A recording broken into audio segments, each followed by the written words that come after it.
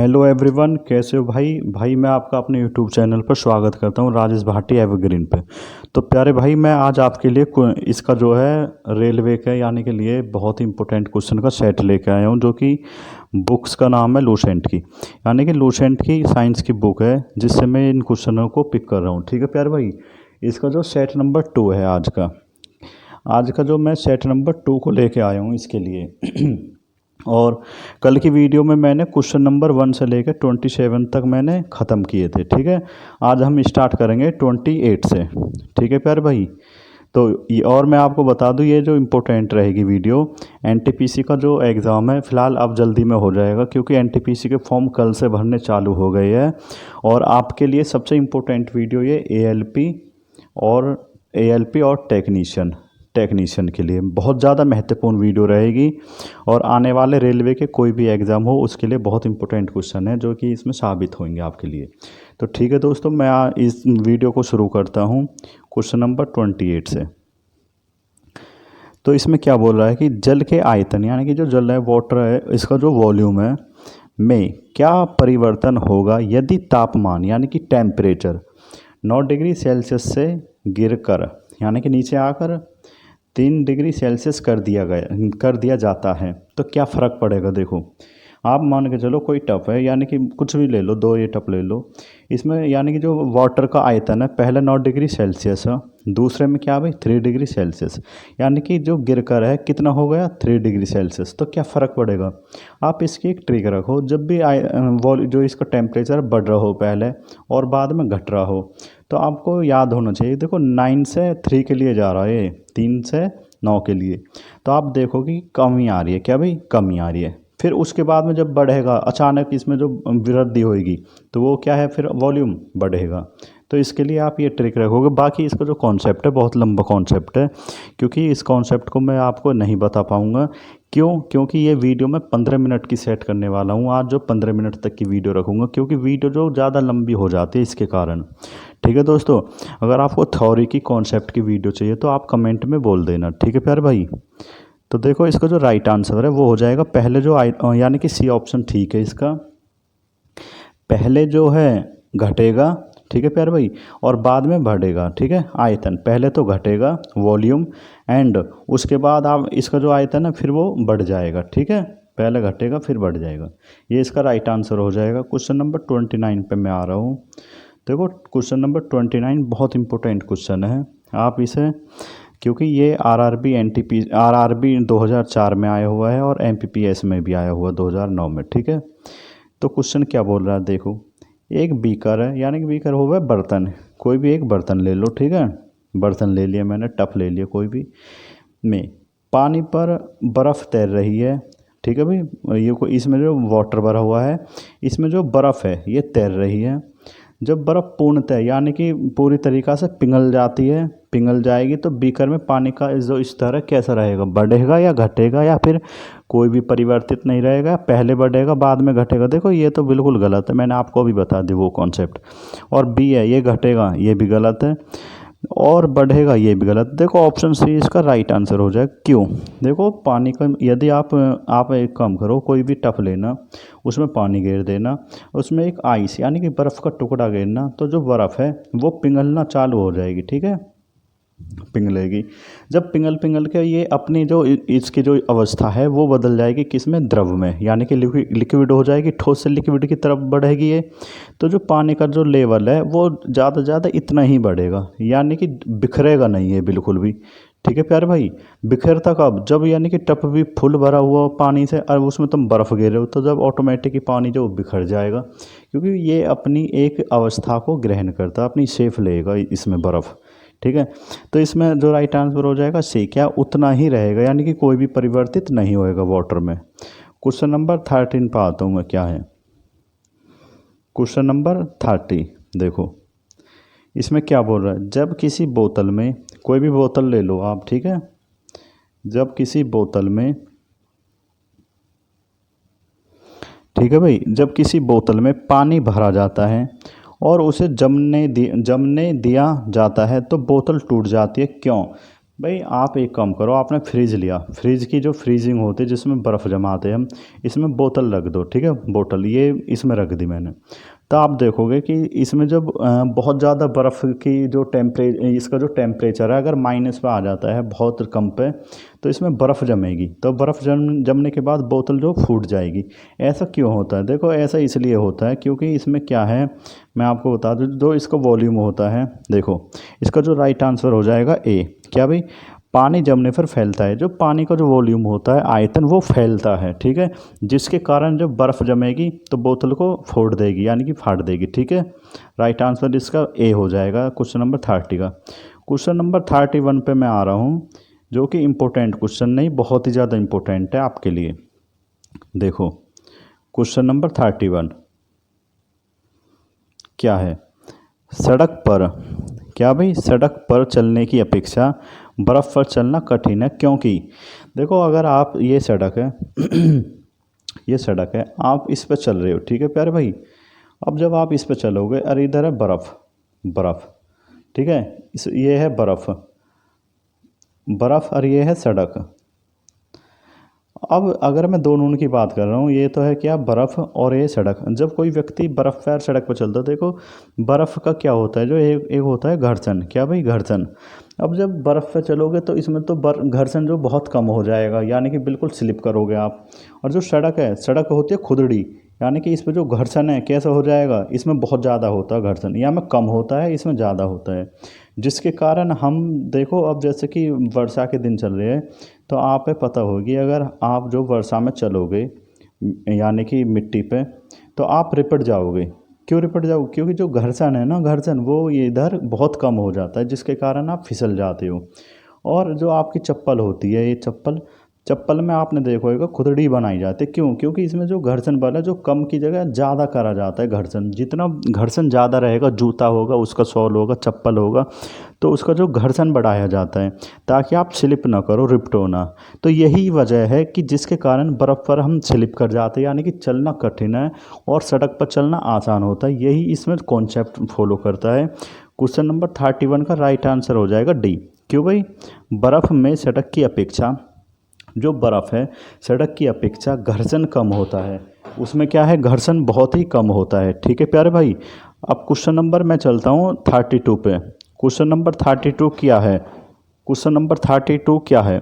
एक नदी है, देखो क्वेश्चन नंबर 32, क्वेश्चन नंबर 32 में एक नदी में चलना बहुत, एक नदी में चलना, सॉरी दोस्तों, एक नदी में चलता हुआ जहाज समुद्र में आता है, तब जहाज क्या करेगा? देखो कोई नदी है, इस नदी में कोई जहाज आ रहा है, ठीक है प्यारे भाई, तो नदी में, यानी कि कोई नदी से चलता हुआ जहाज समुद्र में एंट्री करेगा जैसे ही, तब जहाज क्या करेगा? देखो जहाज जब एंट्री करेगा ना समुद्र में, तो वो एक ही स्थिति पैदा करेगा कि वो थोड़ा सा ऊपर की ओर उठेगा। कहाँ भाई? ऊपर की तरफ उठेगा, ठीक है। इसका ऑप्शन नंबर बी बिल्कुल राइट आंसर सही है, थोड़ा ऊपर उठेगा, यानी कि ऊपर की ओर जाएगा, ठीक है।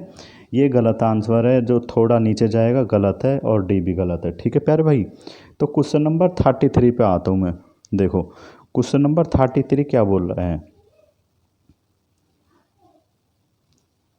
क्वेश्चन नंबर 33, लोहे की कील, ठीक है प्यारे भाई, लोहे की कील ले ली मैंने कोई भी, और लोहे की कील पारे में क्यों तैरती है जबकि यह पानी में डूब जाती है? ये लोहे की कील लो आप, ये इधर है पारा, इसमें जो भर रहा पारा, ठीक है भाई, पारा। अब पारे में तो ये डूब जा, पारे में जो तैरती है, लेकिन अगर मैं इसे वाटर में यानी कि पानी में घेर दूँ, H2O पानी, अगर मैं इस रॉड को क्या कर दूँ, मैं पानी में घेर दूँ, तो पानी में ये क्या है, डूब जाएगी, और इधर ये तैरेगी। तो ये क्या होता है, ऐसा क्या कॉन्सेप्ट है? देखो इस कॉन्सेप्ट को मैं बताता हूँ क्या है। 33 में क्या है, देखो इसमें जो राइट आंसर हो जाएगा सी। लोहे का घनत्व, जो लोहा है उसका घनत्व पानी से अधिक होता है तथा पारे में कम होता है। जो पारा होएगा, पारे में जो लोहे का घनत्व होता है वो तो कम होता है, और पानी में अधिक हो, पानी से अधिक होता है, ठीक है भाई, यही कॉन्सेप्ट है इसका, याद रखना। और क्वेश्चन नंबर देखो अब 34,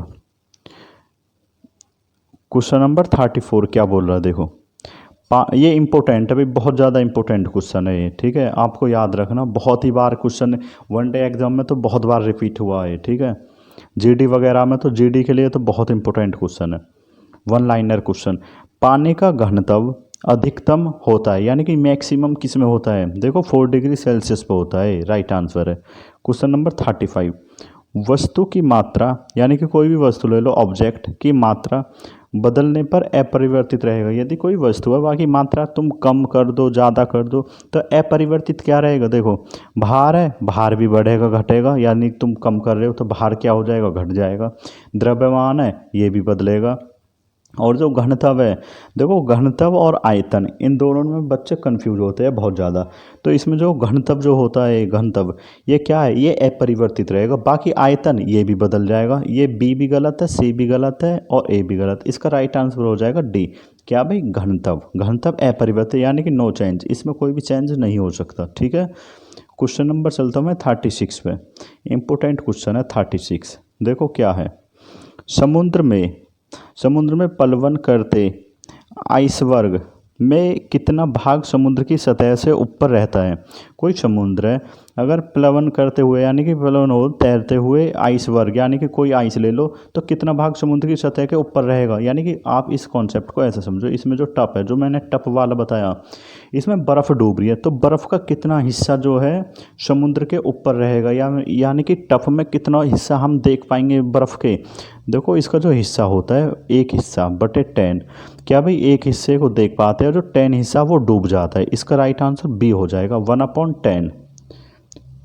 क्वेश्चन नंबर 37 पाते, देखो 37 क्या बोल रहा है, इसमें है बर्फ़ के 2 टुकड़े ले लो आप, ठीक है प्यारे भाई, बर्फ़ के 2 टुकड़ा ले लो, इन्हें आपस में रगड़ोगे तुम या फिर आपस में क्या करोगे, दबाने पर, या तो आपस में रगड़ दो या फिर दबा दो इन बर्फ़ के टुकड़ों को दोनों, ठीक है। ये ए है टुकड़ा, ये बी है, दोनों को आपस में यानी कि दबाने पर टुकड़े आपस में चिपक जाते हैं, क्योंकि देखो आपस में चिपक जाएंगे। इसमें देखो आपने क्या करा, एक तो आपने प्रेशर यानी कि दबाव लगाया, ठीक है, और कुछ पश्चात आप क्या कर देखोगे, जो इसका गलनांक है वो घट जाएगा। गलनांक क्या होता है, पिघलना, ठीक है प्यारे भाई।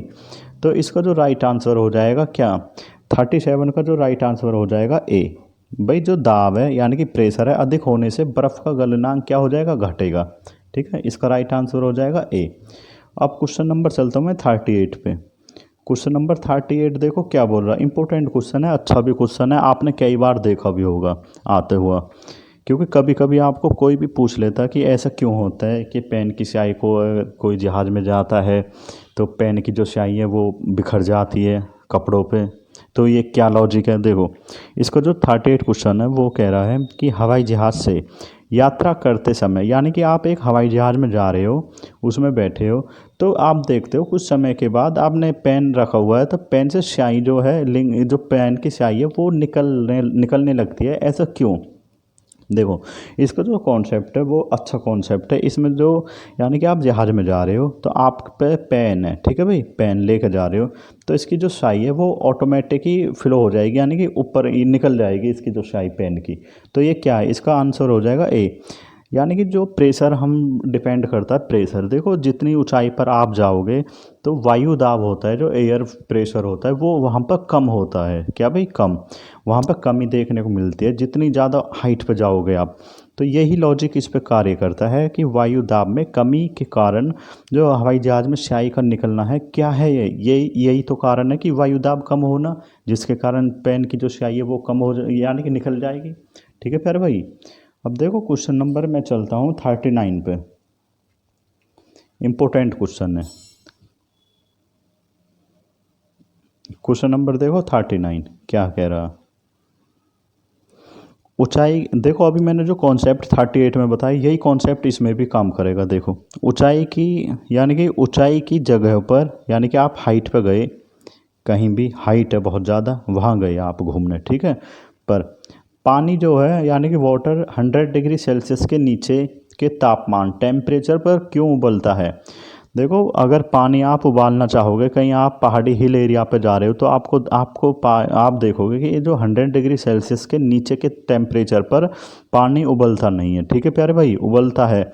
क्यों उबलता है, सॉरी क्यों उबलता है, ठीक है, जो 100 डिग्री सेल्सियस है ये ऐसा वजह इसलिए होती है क्योंकि वहाँ भी देखो आप हाइट पे जा रहे हो तो वहाँ क्या है भाई, वायु दाब यानी कि जो एयर प्रेशर है वो आपको कम हो जाएगा वहाँ जाके, और जिसके कारण हम ऑक्सीजन भी क्या भाई हमारी कम हो जाएगी, ऑक्सीजन भी कम लेते हैं, जिसके कारण एक क्वेश्चन आता है कि पहाड़ी पर चढ़ते समय कि व्यक्ति जो यानी कि व्यक्ति जो पहाड़ पर चढ़ रहा है तो वो मुड़कर क्यों चढ़ता है, तो वजह इसकी भी यही है कि वहाँ पे क्या है, जो एयर प्रेशर है वायु दाब है वहाँ पे बहुत कम हो जाता है, जिसके कारण ऑक्सीजन का लेवल डाउन हो जाता है। व्यक्ति जो ऑक्सीजन के लेवल डाउन होने के कारण एनर्जी भी नहीं रहती, और उसके ही कारण व्यक्ति क्या है भाई मुड़कर चलता है पहाड़ी एरिया में। ठीक है प्यारे भाई, तो इसका जो राइट आंसर हो जाएगा, इस क्वेश्चन का राइट आंसर हो जाएगा आपका 39 में। क्या भाई देखो, क्योंकि वायुमंडल दाब कम हो जाता है अतः उबलने का बिंदु जो पॉइंट है नीचे आ जाता है। इसका राइट आंसर ए बिल्कुल सही है। गुरुत्वाकर्षण कम हो जाता है, गलत ये भी। पर्वतों पर भारी हवा के कारण, गलत है ये भी। उपयुक्त में से देखो इसका राइट आंसर ए ही है। मैंने क्या बताया, वायु दाब यानी कि वायुमंडल जो है उसमें वो जो है प्रेशर बहुत ही कम रहता है। ठीक है, वहाँ पे जितनी ऊंचाई पे जाओगे उतना ही कम होता जाएगा, यही लॉजिक है इसमें।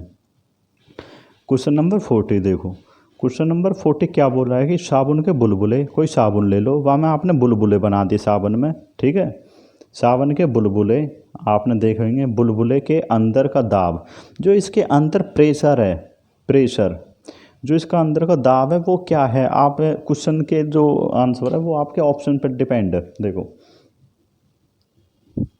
वायुमंडलीय दाब से अधिक होता है, वायुमंडलीय दाब से अधिक होता है, वायुमंडलीय दाब से कम होता है, वायुमंडलीय दाब के बराबर होता है। देखो बराबर तो बिल्कुल नहीं होएगा, फिर ये जो बुलबुले है ये बनेगा नहीं। ठीक है, वायुमंडल दाब से आधा होता है, ये भी गलत है। देखो इसका जो राइट आंसर है, जब भी ये बुलबुले बनेंगे, बनने का जो कारण है, जो वायुमंडल है, वायुमंडलीय दाब है, उसका क्या होएगा भाई, जो वायुमंडलीय दाब है वो हमेशा ही हमेशा इसका अधिक होना चाहिए जब ये बुलबुले बनेंगे वायुमंडल दाब से। क्या है भाई, दाब अधिक होना चाहिए। इसका आंसर ए हो जाएगा, वायुमंडलीय दाब से अधिक होता है, जो हमारा वायुमंडलीय दाब है उससे अधिक होता है दाब किसका, यानी वो प्रेशर जो बुलबुला बन रहा है इसी की वजह से अगर वायुमंडल दाब यू क्या है भाई, अगर अधिक हो गया तो बुलबुले नहीं बनेगा बिल्कुल भी, अगर ये ज़्यादा हो जाएगा तो बुलबुले इसकी वजह से ही बनते हैं, जो कॉन्सेप्ट बुलबुले वाला। क्वेश्चन नंबर 41, क्वेश्चन नंबर 41 क्या बोल रहा है देखो, वायु दाब मापी की रीडिंग, यानी कि जो एयर जो यू है प्रेशर बाकी जो मापने की रीडिंग है, रीडिंग में अचानक से गिरावट इस बात का संकेत है कि मौसम में क्या होगी। देखो मैं आपको एक कॉन्सेप्ट बताऊंगा, बहुत इंपॉर्टेंट कॉन्सेप्ट है। जब भी वायु दाब यानी कि जो वायु दाब मापी है वहाँ की रीडिंग, देखो अगर रीडिंग वहाँ की अचानक से एकदम गिरती है नीचे को, अचानक से एकदम गिरावट में आती है, अचानक से गिरावट में आते हैं नीचे को, तो आपको देखने के लिए मिलेगी तूफान, तूफान आने की संभावना होती है। क्या भाई, तूफान। राइट आंसर इसका डी हो जाएगा, कॉन्सेप्ट फर्स्ट। अब इसमें एक कॉन्सेप्ट सेकंड और होता है, अगर हमारी जो रीडिंग है वो धीरे धीरे धीरे धीरे अगर ऊपर की ओर जा रही है तो इसका जो संकेत है, इसका संकेत होता है कि मौसम जो है ना हमारा वो साफ़ रहने का संकेत है। मौसम कैसा रहेगा, साफ। अचानक गिरेगा तो तूफान आएगा, अचानक गिरने पे तूफान। अगर धीरे धीरे धीरे ऊपर की तरफ जा रहा है रीडिंग इसकी, तो मौसम साफ़ रहने की संभावना। अगर हमारी जो रीडिंग है बिल्कुल धीरे से नीचे को आती है, धीरे धीरे, जैसे धीरे धीरे ऊपर गई मौसम साफ, जब धीरे धीरे नीचे को आएगी तो इसका जो लॉजिक होता है वो होता है कि वर्षा आने की संभावना। ठीक है प्यारे भाई, जिसके कारण पता चलता है कि वर्षा होने वाली है या नहीं, या तूफान आएगा, क्या होएगा मौसम में, मौसम की गड़बड़ी। 42 क्वेश्चन पे आता हूँ मैं। 42 क्वेश्चन आपने बहुत बार देखा होगा, कोई भी पूछ लेता है आपसे कि ऐसा क्यों होता है प्रेशर कुकर में। देखो प्रेशर कुकर, प्रेशर का मतलब होगा दाब, कुकर में खाना जल्दी पकता है क्योंकि, इसमें जो खाना है जल्दी क्यों पकता है, देखो इसमें जो राइट आंसर हो जाएगा बी। क्या भाई, बी। ऐसा क्यों, मैंने आपको बताया कि सारा खेल प्रेशर का ही है। इसमें अधिक दाब अधिक दाब पर पानी अधिक तापक्रम पर उबलने लगता है, जब जितना प्रेशर कुकर है ये। ठीक है भाई, प्रेशर कुकर। अब इसे तुम जो क्या कर रहे हो, इसमें मान लो चावल उबाल रहे हो, ठीक है, चावल को बॉईल कर रहे हो प्रेशर कुकर में, आप देखोगे कि इसमें जो प्रेशर बनेगा बहुत ज़्यादा, और जितना प्रेशर बनेगा यानी कि प्रेशर अधिक होने के कारण क्या हो जाएगा, टेम्परेचर जो है उबलने लगेगा, अधिक टेम्परेचर हो जाएगा, जिसके कारण जो खाना जल्दी पक जाता है। यही इसमें लॉजिक है, प्रेशर अधिक होने के कारण। और इसी नाम पे इसका प्रेशर कुकर रखा गया कि प्रेशर अधिक है। क्वेश्चन नंबर 43, हाइड्रोजन यानी कि भाई H2 हाइड्रोजन से भरा रबड़ का गुब्बारा, एक गुब्बारा ले लो आप, रबड़ से गुब्बारा वायु में ऊपर जाकर, वायु में जब ऊपर को जा रहा है, देखो इसमें हाइड्रोजन गैस भरी है, कौन सी भाई, हाइड्रोजन। हाइड्रोजन गैस भर के गुब्बारा आपने देखो होगा ऊपर की तरफ उड़ रहा है, ठीक है, ऊपर की तरफ जा रहा है, हाइट पे बढ़ती जा रही है हाइट उसकी भी, गुब्बारा ऊंचाई पे जा रहा है, फट जाता है, क्यों? यही इसमें लॉजिक है, वायु दाब मंडलीय, यानी कि जो वायु में दाब है ना, प्रेशर है, वायु दाब, ये क्या है, वहाँ पे कमी आ जाएगी इसकी। क्या भाई, वायु दाब जितनी ऊंचाई पे जाओगे कम होएगा, इसमें जो वायु दाब कम हो जाएगा, जिसके कारण जो हाइड्रोजन गैस है वो क्या है भाई, वो गैस जो निकलने की कोशिश करेगी, ठीक है, एकदम फट जाएगा गुब्बारा, ठीक है, यही लॉजिक है। तो इसका जो राइट आंसर है क्या है, देखो 43 का राइट आंसर हो जाएगा बिल्कुल राइट, डी। क्या भाई, वायु दाब मंडलीय कम होने के कारण, यानी कि वायु दाब, एयर प्रेशर घट जाता है, जिसके कारण बैलून है जो ये ऊपर जाकर जितनी हाइट पर जाएगा तो प्रेशर तो क्या हो जाएगा भाई, इसमें कम हो जाएगा, वायु प्रेशर कम हो जाएगा, तो प्रेशर कम होने के कारण बैलून जो फट जाएगा, ठीक है प्यारे भाई। क्वेश्चन नंबर 44 पे आता हूँ मैं। क्वेश्चन नंबर 44 देखो क्या है, सूर्य में निरंतर ऊर्जा का सृजन किस कारण होता है, ठीक है, तो ये क्या है, इसका जो राइट आंसर हो जाएगा 44 का भाई, देखो इसमें जो है, मैं बता दूं इसमें पहले, देखो सूर्य है ये कोई भी, तो सूर्य में निरंतर ऊर्जा का सृजन किस कारण होता है, जो ये इसमें दो डिपेंड होते हैं, एक तो नाभिक के विखंडन और एक हो नाभिक के संलयन। देखो जो विखंडन है ये किस पे काम करता है, ये करता है परमाणु बम पे, ठीक है, परमाणु बम पे, परमाणु बम किस पे कार्य करता है, नाभिक के विखंडन पर, यानी कि फटता है। और जो सूर्य में निरंतर ऊर्जा का सृजन किस पर कार्य करता है, वो हो जाएगा इसका ऑप्शन नंबर ए, नाभिक के संलयन पर, ठीक है प्यारे भाई। क्वेश्चन नंबर देखो अब आपका क्या है, क्वेश्चन नंबर 45। क्वेश्चन नंबर 45 क्या बोल रहा, अच्छा क्वेश्चन है, रेलवे ग्रुप डी में बहुत ज़्यादा इस पे बहुत क्वेश्चन आए हैं। देखो मैं आपको बताता हूँ, ऊर्जा, जो ऊर्जा है ये होती है दो प्रकार की, एक होती है स्थितिज ऊर्जा, एक होती है स्थितिज ऊर्जा, ठीक है प्यारे भाई, एक स्थितिज ऊर्जा, एक होती है गतिज ऊर्जा, गतिज ऊर्जा, गतिज ऊर्जा, ठीक है। अब जो स्थितिज ऊर्जा और गतिज ऊर्जा, इस पे भर भर के क्वेश्चन आए थे रेलवे ग्रुप डी में और एएलपी में भी, ठीक है। मैं इसको आपको कॉन्सेप्ट को बताऊं तब हूँ, स्थितिज ऊर्जा और गतिज ऊर्जा क्या है। देखो अगर मैं बात करता हूँ स्थितिज ऊर्जा की, इसका फॉर्मूला होता है पी इज इक्वल टू क्या भाई, एम जी एच। और मैं गतिज ऊर्जा की बात करूँ, गतिज ऊर्जा कुछ भी नहीं है, 1/2 mv², ठीक है भाई, के ई काइनेटिक एनर्जी। ये तो होगा आपका इसका क्या भाई, ये फॉर्मूला, इन पे न्यूमेरिकल भी आते हैं, लेकिन इसमें न्यूमेरिकल है नहीं जिसे मैं इनको यूज करूँगा नहीं, मैं आपको लॉजिक बताता हूँ सीधा। देखो स्थितिज ऊर्जा क्या होती है, स्थितिज ऊर्जा और गतिज ऊर्जा, चाबी भरी घड़ी में, यानी कि घड़ी में चाबी भर देते हो तो कौन सी ऊर्जा होती है इसमें, इसमें जो होती है स्थितिज ऊर्जा। अब स्थितिज ऊर्जा, एक तो चाबी भर दिया आपने इसमें होगी, एक खींचा गया कमान, देखो तीर देखेंगे आपने, तीर कमान, तो इसमें जो डोर बंदी होती है, आपने ये जो डोर है ये खींची, जितनी इसमें खींची तो इसमें एक क्या हुई, उत्पन्न हुई भाई, क्या खींची आपने, एक स्थिति उत्पन्न होगी, पहले इधर ही फिर इधर आ जाएगी, स्थिति उत्पन्न हुई ना, इसमें स्थिति चेंज हुई, तो इसमें क्या है, खींच कर रखी, तो इसमें भी स्थितिज ऊर्जा खींचे गई धनुष में। और कभी कभी क्वेश्चन आता है, कभी कभी नहीं, क्वेश्चन आया हुआ है, रिपीट क्वेश्चन है, बहुत बार आया है कि आपने देखो होगा बांध का जो पानी रोका जाता है, ये जो है बांध लगी हुई है, इसमें जो पानी का फ्लो है जो बह रहा है इसे रोका जाता है, बांध बनाई जाती है, ये किस पे निर्भर करती है, ये भी स्थितिज ऊर्जा पर निर्भर करती है, ठीक है प्यारे भाई। तो इसका जो राइट आंसर हो जाएगा क्या है, इसका बी राइट आंसर है, स्थितिज ऊर्जा। अब देखो क्वेश्चन नंबर 46, इसमें क्या है, जब हम रबड़ के गद्दा ले लो भाई, ठीक है, रबड़ के गद्दे वाली सीट पर बैठते हैं या गद्दे पर लेटते हैं तो उसका आकार, आप ऐसे भी मान लो कि जैसे कि सोफ़ा होगा, कुछ भी होगा, बेड होगी, वो उसका जो गद्दा है तो परिवर्तित हो जाता है, ऐसा पदार्थ में पाया जाता है, क्या पदार्थ में क्या है। देखो इसमें भी कुछ नहीं है, इसमें भी यही लॉजिक लगेगा, कौन सा, स्थितिज ऊर्जा वाला।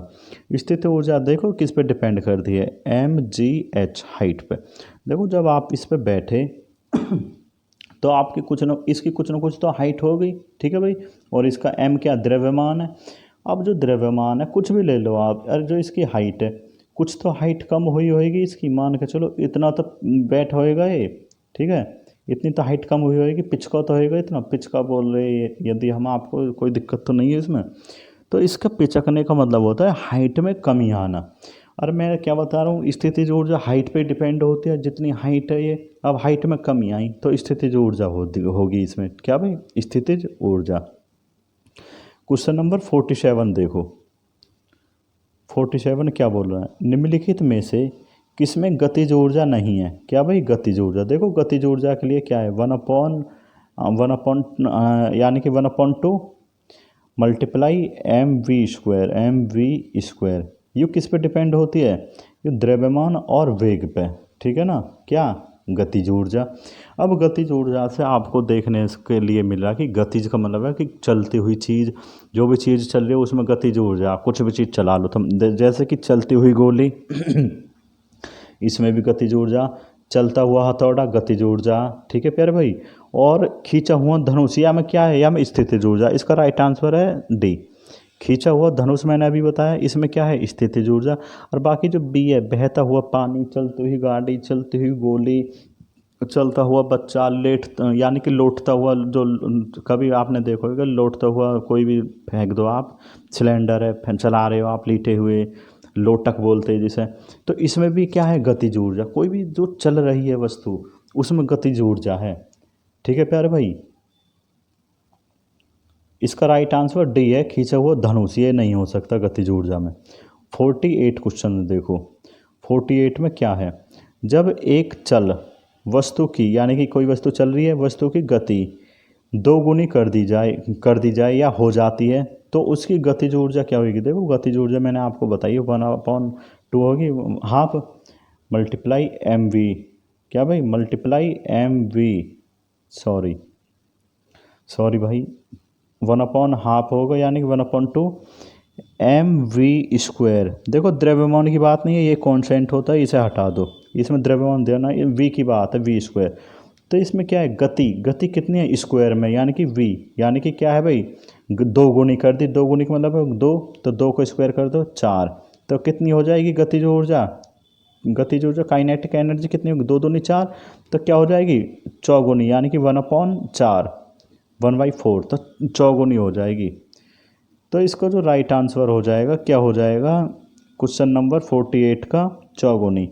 देखो इसका कॉन्सेप्ट बहुत थोड़ा सा लॉन्ग है, बुक्सन में दे रखा जो, लेकिन मैं आपको ट्रिक बता रहा हूँ, जो भी कुछ दे रहा है गतिज दे दी, कभी कभी द्रव्यमान दे देगा, मान लो द्रव्यमान 2 गुना कर दिया, तो द्रव्यमान में तो कोई भी चेंज नहीं हुआ, वो तो m का m ही है, तो ये 2 हो जाएगा, ये क्या हो जाएगा, दोगुनी हो जाएगी गतिज ऊर्जा फिर। और जब गतिज ऊर्जा इसकी बात करा गति की, तो गति क्या है भाई, v वेग हो जिसमें गति हो v²। अब v इसमें 2 दे दी, 2 दूनी 4 होगा, तो 4 क्या होगा, चौगुनी, ठीक है प्यारे भाई। क्वेश्चन समझ में आया होगा। क्वेश्चन नंबर 49 पे चल रहा हूँ मैं, जो कि इस वीडियो का लास्ट क्वेश्चन है और इम्पोर्टेंट क्वेश्चन भी है। 49 क्या बोल रहा है, निम्नलिखित में से कौन सा नियम इस कथन के वैध ठहराता है, यानी कि इस कथन को वैध ठहराता है, गलत कथन दे रखा भी, इसको गलत ठहराता है कि द्रव्य का न तो सृजन किया जा सकता और न ही विनाश किया जा सकता। क्या है भाई, कथन को वैध ठहराता है, सॉरी दोस्तों, वैध ठहराता है। देखो क्या है, द्रव्य क्या है, द्रव्य ना तो बनाई जा सकती ना ही उत्पन्न की जा सकती, जिस प्रकार ऊर्जा न तो उत्पन्न की जा सकती और ऊर्जा न ही नष्ट की जा सकती, नहीं की जा सकती, वो क्या है, वो भी ऊर्जा संरक्षण का नियम है। तो इसका राइट आंसर हो जाएगा क्या, 49 का ए, 49 में ए। तो ये क्या है, ये इसमें क्या है भाई, द्रव्य का न तो सर्जन यानी कि न तो बनाई जा सकती, न ही उत्पन्न की जा सकती, या फिर न ही नष्ट की जा सकती, विनाश। वैध ठहराता, ये सही है भाई, वैध का मतलब वो सही, अवैध वो है गलत ठहराना, ठीक है। तो वैध यही है इसमें। तो दोस्तों वीडियो कैसी लगी प्यारे भाई ज़रूर बताना कमेंट में। अगर इसमें कोई सुधारने की ज़रूरत है तो भाई अपनी राय प्लीज़ कृपया दे, इसमें क्या चेंज करने की ज़रूरत है। और इस क्वेश्चन में यानी कि आज मैंने 28 से लेकर 49 तक क्वेश्चन को इसमें सॉल्व करा है। और नेक्स्ट जो वीडियो आएगी सेट नंबर 3, उसमें हम लेंगे 15 से क्वेश्चन, यानी कि 50 क्वेश्चन से लेंगे, ठीक है प्यारे भाई। लूसेंट की ये इंपॉर्टेंट बुक के जो क्वेश्चन है, इंपॉर्टेंट क्वेश्चन है बहुत ज़्यादा, ज़रूर करना। ओके, थैंक यू दोस्तों, बाय बाय, टेक केयर।